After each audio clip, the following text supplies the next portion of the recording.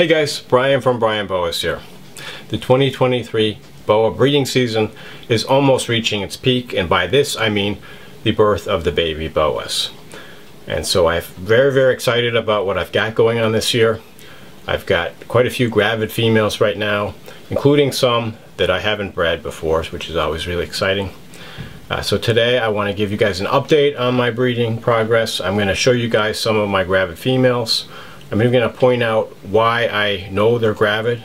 So if you're interested in how you diagnose if a boa has babies inside, this should be helpful. And I'm going to say a little bit about when they might be born and when they might be available. So if you've been looking to acquire some really choice locality boas, please be sure to stay tuned. And so right now I would say about half of my boas, my females, are clearly gravid. And I know that there's something going on with them. It doesn't mean that I'm guaranteed to have a nice litter. They could have slugs or something hopefully won't go wrong, but it's always a possibility. Of the animals that are clearly gravid, I would say about half of those are showing some signs and it's possible. And then about the other half, a quarter of the total, are clearly not gravid. And I still have animals paired up. So the males will stay in with the females for about 4 weeks or so. Then I separate them for a week and feed them. And so I am just feeding this weekend. And so they'll be separated this upcoming week. And then they'll go back together. And I would say that about a third of my animals I'm still pairing up since they're not clearly gravid. But animals that are clearly gravid, I don't need to pair up anymore, and just the countdown is on. And so I know the post-ovulation shed dates, and from this date I can just simply calculate 105 days in the future. Tells me when they're going to give birth. And based on this, I expect that the boas will start being born in May and continue through June and July, and then hopefully into August if we have some more post-ovulation sheds from some of the animals that are still in the breeding trials. But I'm really hopeful about this year's results. I have several localities and types of boas that I've paired up in the past, haven't been successful, but I'm getting better signs this year that this might finally be the lucky year. And I'm also excited about breeding some of these animals for the first time in my collection. So hopefully this will happen over the summer. With that in mind, I thought I would show you some of the gravid females. Right now I'm going to point out why I'm sure they're gravid and say a little bit about what's going on with them. Here's a really gravid looking Pearl Island Boa. This one, you can see how distended her abdomen looks. And you can see these white areas between the scales. She's kind of stretched out so much from whatever's inside her, hopefully babies, not slugs. And I think this female will be one of my first to hopefully give birth sometime in about a month from now. She's put out previous litters and they've all been really nice, so hopefully some more babies from this female for the Pearl Islands.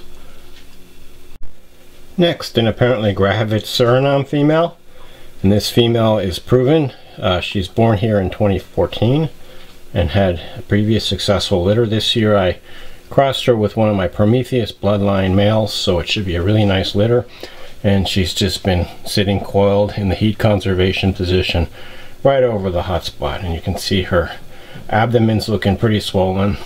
Also, her coloration has gotten kind of darker, which is pretty typical for gravid females. And you can see some of the pink is actually showing a little more on her side because of the contrast. Incidentally, I took her hiding place out to film this. All these females basically just go into their hiding place and they just sit on the hot spot. But I just took out the hiding place so you could see her, but I'm going to put it back right after I finish filming this segment. And the same thing with the other female boas I showed you. And there's a close-up of hopefully where all the babies are stored right now and hopefully developing nicely.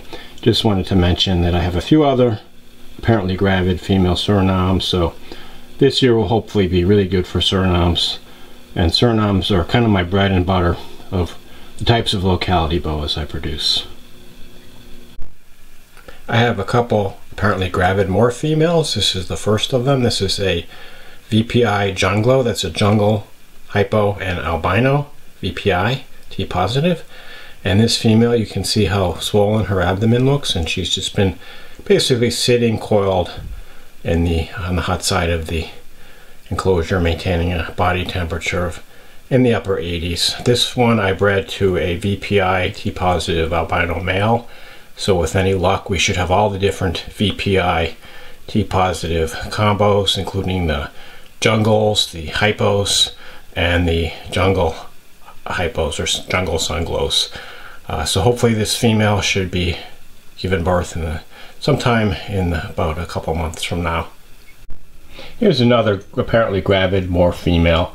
This is a Hypo Marron female, and she's looking really big. Apologies for the bad lighting. I don't want to put any lights in there to disturb her, but she's basically just coiled up in the same position on the hot spot. She's really swollen as far as her abdomen, and she doesn't move around very much, so pretty hopeful she's got something inside. Let's hope it's babies and not slugs. I bred her to a Marron jungle, so with any luck we'll have the different Marron combos, the Marron jungle, the Marron hypo, and the Marron hypo jungle, as well as hopefully some super Marrons and some just plain Marrons. So should be a really cool litter. The male is actually a proven male I bred last year to my jungle Marron and got some hypos, or some jungle Marrons, and even a super Marron. So the super Marron is really impressive. I'm hoping I'll get at least one of those, and love the Marron gene, highly recommend it. I think it's a really underrated morph gene. Next we have a Hog Island female who I'm fairly certain is gravid right now. She just sits coiled on top of her hot spot, doesn't move around very much, and she's looking quite swollen. And so this female actually slugged out on me last year, which was a pretty major disappointment, but she has given birth to successful litters in the past, so I got my fingers crossed. I actually tried a new male this year with her, so if it was the male that was the problem, I'm hoping that the new male did the job, and we'll have some really nice Hog Island babies. These ones probably are going to be coming sooner rather than later, sometime maybe in the next month and a half or so. Here's a Pucallpa Peruvian true red tail female that I'm fairly certain is gravid, and like the others, she just lies coiled up on top of the heat spot in her hiding place, and you can see her swollen abdomen. Usually they're not moving around like this. This is basically because I took the hiding place away. Typically they just sit there motionless to conserve the heat, but this female, hopefully sometime in August. The Peruvians are about among the last of the locality boas that give birth for me. Sometimes even into September, but this one hopefully sometime in August. So be really excited if I get some beautiful baby Peruvian boas. Next we have a female Venezuelan true red tail that I'm fairly certain is gravid. She's actually left the heat conservation position and she's kind of stretched out right now, but sometimes they do this. You can see the abdomen, how thick that looks. This female is actually from the Rio Bravo bloodline of Venezuelans, possibly a little bit different from my litter that I had last year, which is from a Tamatama locality Terry Cullen bloodline. Personally, I'm not 100% convinced that the Tamatama is like a distinct biological variant of Venezuelans. I would say that they're pretty similar looking to these Rio Bravo bloodline animals. And as far as I know, no one knows where the Rio Bravo animals actually originated. But for now, I'm keeping them as a separate project and not crossing them. I love these Venezuelans. I think they're a highly underrated type of true red tail. Kind of hard to get, but definitely worth the effort if you want something a little different from the normal Surinames and Peruvians. One more female I'm fairly sure is gravid. This is a Cay dwarf boa. This is a 2017 holdback female. This is her first year breeding, and I'd say I'm pretty sure, not 100% in this case, but she definitely has the swollen abdomen and is active gravid. So hopefully we'll have some baby Cay Boas, probably born around July. And last year was really good for dwarf boas for me. I produced Cay, Cocker Key, and Tarahumara. This year I won't have any Cocker Key, hopefully some crawls, maybe some Tarahumara as well, but right now it's still a little too early to tell. But hopefully, since these dwarf boas have become really popular lately. So those were some of my females who appear to be gravid. Of course, this doesn't mean I'm guaranteed to have a successful litter. They could have slugs in them, or they might not be gravid at all. We'll just have to wait and see. So unfortunately, I can't guarantee that I'm going to have any of these babies available this summer. But hopefully it gave you a pretty good idea about what I have ahead in store. And I plan to do update videos as the births get closer. If I have births, I typically will do a birthing video where I show some of the babies right after they're born and comment on the litter. And this is always really exciting for me. I hope it's exciting for the viewers of the channel. So be sure to stay tuned in the future for some of these videos in the months ahead. I hope you enjoyed the video. As always, shoot me any questions or comments you might have. Thanks for watching, and enjoy your boas.